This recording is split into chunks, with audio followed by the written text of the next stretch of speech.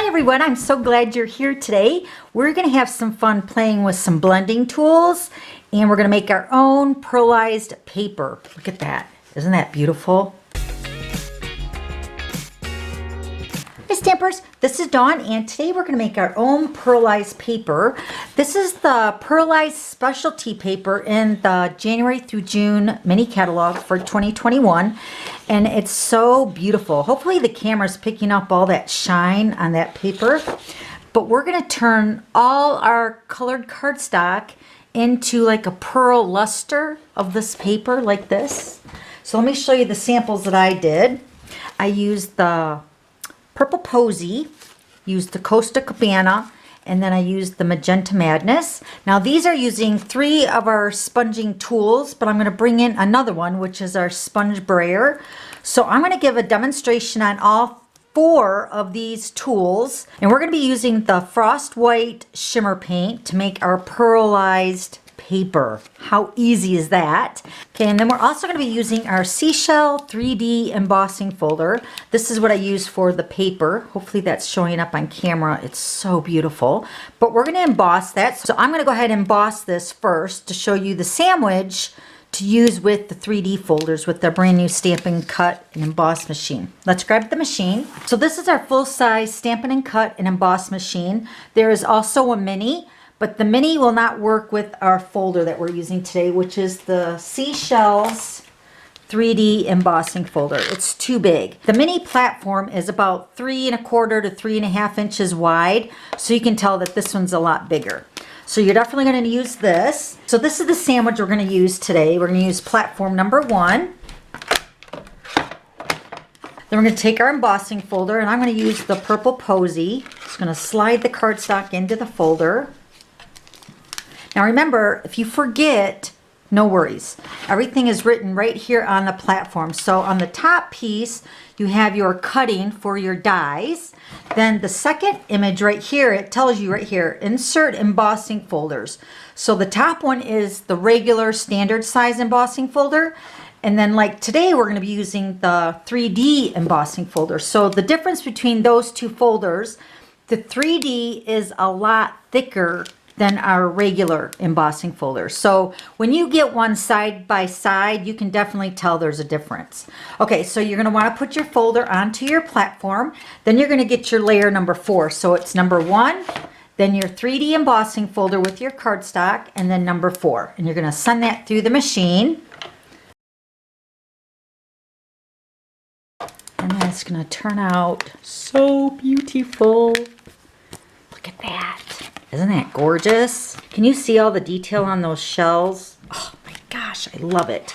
All right, let me go ahead and move the machine. Okay, so I'm going to bring in all 4 of the colors that I've already done the 3 on. So here's the Costa Cabana, the Purple Posy, and then the Magenta Madness. And then I'm going to do the Flirty Flamingo with the Brayer today, all right?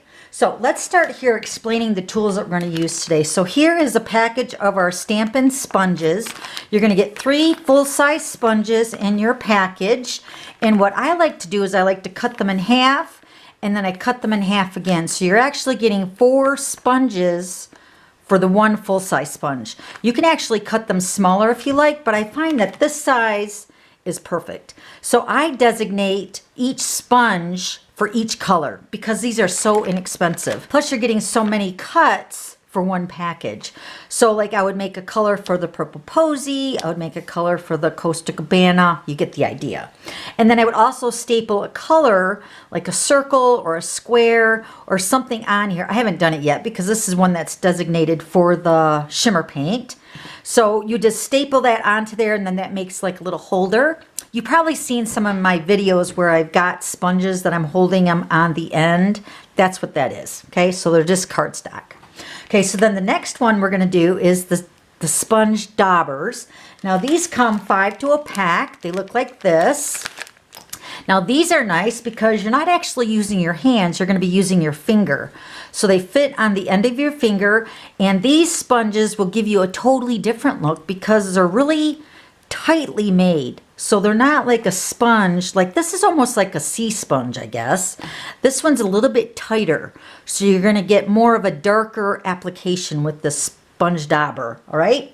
Now the other two applications we're going to use, they're very, very similar because they both have a handle. And this one is our brand new blending brushes.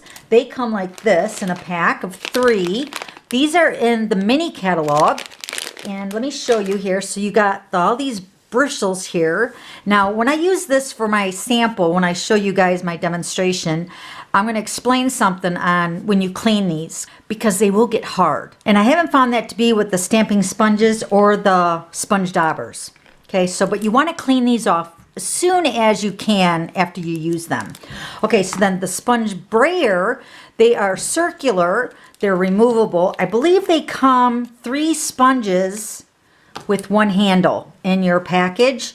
So you can designate one for each color if you want. All right, so now that we went through all our tools that we're going to be using, I'm going to go ahead and demonstrate them.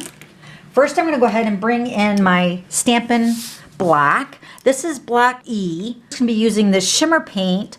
So I'm going to be shaking up my shimmer paint to mix it up really good. There's little ball bearings in here, so you'll hear that rattling around in there.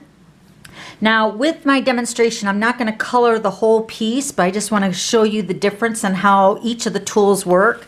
So on my Stampin' Block, I'm just going to put my paint right onto the block. And of course, you'll want to make sure that you clean your block with either a baby wipe or take it to your sink and wash it with soap and water to wash that off. Okay, so the first tool I'm going to use is my Stampin' Sponge. And I'm just going to use my Purple Posy first. Now, personally, I feel the Stampin' Sponge is a little bit more maneuverable because it fits so good in my hands. And I can move this paint really nicely across my cardstock. And there's no glumps or spots. And I'm going to pick this cardstock up after I move that across there here so you can see. Look at that. Can you see that shimmer or that luster on that cardstock? Now remember, this is our Purple Posy, just our regular cardstock that we sew with Stampin' Up. And all I'm doing is I'm just adding this shimmer paint to the top of the cardstock to give it that luster of that shine, just like our pearlescent specialty paper. All right, so that's the sponge. Now let's do the sponge dauber. So now you're going to be able to tell a heavier application. Let's use our Magenta Madness this time. So I'm going to take my... Now remember, I'm designating these 2 items, or these 2 tools, for the shimmer paint. Woven sponge, it's going to be a little bit heavier of an application. You can automatically see that it's really picked up that shimmer paint. Plus, it probably helps that I'm using a darker color too, but you can definitely tell the difference. But this one is nice because I'm just using my finger as my control for my dauber. So you can see here what that one looks like. Isn't that pretty? They're all going to be beautiful because the shimmer paint is going to be applied to all of them. Okay, so now let's do the Costa Cabana with our blending brush. So I want to mention what this is like. This is like the best thing that I could describe on how this brush is after you clean it. So once we use our blending brush with the shimmer paint, you're going to want to wash it out. So this is what I did for the first time that I used it with the shimmer paint. So I took it to the sink and I just took my finger across the bristles underneath some cold water. And then all I did is I put a paper towel down and I just let that sit there. And that's all I did. I didn't clean it with soap. I didn't do anything else. And then like, I don't know, like an hour or so I went back and the brush, it felt like, have you ever like brushed your teeth with your toothbrush and the toothbrush didn't get all the toothpaste out and it was kind of stiff?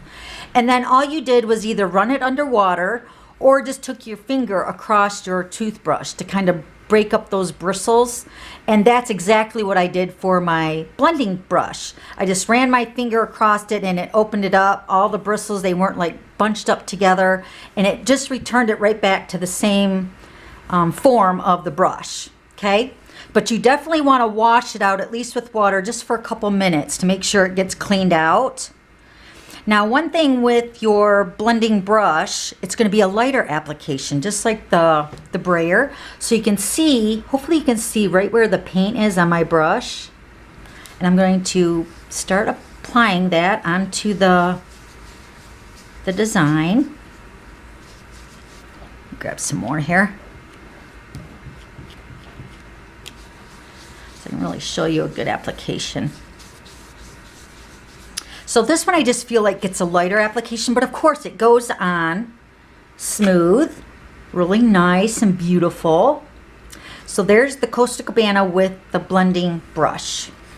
Okay, so now we're going to use the Flirty Flamingo with the sponge brayer. I'm going to actually get a little bit more paint because now this is going around the roller, the circular tool here. So this one might be more of like if you're using a lot of the shimmer paint with a lot of cardstock because you're covering a large area. Because if I was just doing a smaller section, this is probably going to grab a lot of my shimmer paint, which that will waste my shimmer paint, right? So, but if you're using it on a large piece of cardstock, it's going to be great. I'm rolling the brayer into the shimmer paint. I'm picking it up every time I roll it into the paint. So the paint is actually going around the whole roller. Now, mind you, there's not that much on there because I didn't use that much, but it is still going around my brush.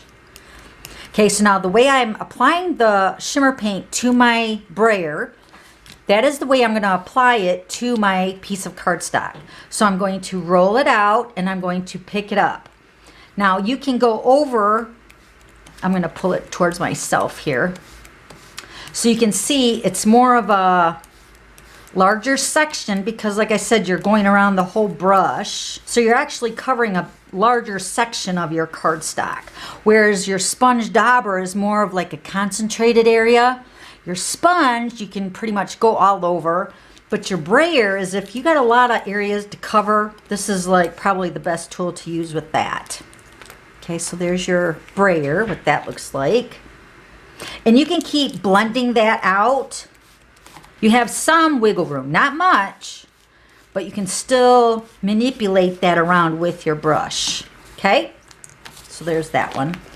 Let me show you this up close again. So there's the Flirty Flamingo with the shimmer paint.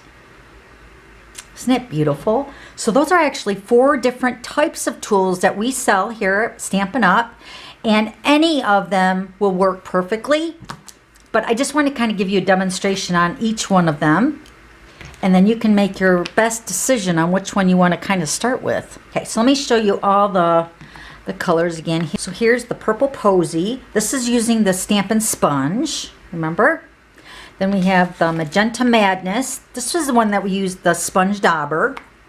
And then we use this one with the blending brush. And then the final one was with the sponge brayer. They're all sponges, but just different forms of sponges and tools that we can use to apply our shimmer paint. Now remember, the shimmer paint comes in the Frost White, which is the one that we use today, and then it also comes in the Champagne Mist, which you guys know that I love that with my spray bottle with my rubbing alcohol. So there's so many uses for this. Now remember, when you're using this as well on your block, you don't need the whole bottle poured out. Just use a little bit, and then if you need more, of course, add more.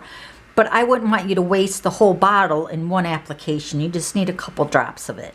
All right?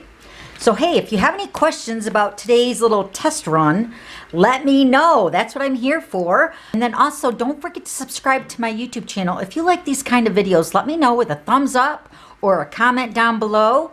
And then don't forget to click that notification bell at the very top. That will let you know when I post a new video every week. And then don't forget to check out the supply list down below. I make it easy for online shopping for you if you want to shop with me, all right? All right, so thanks for stopping by. We'll see you later. Bye.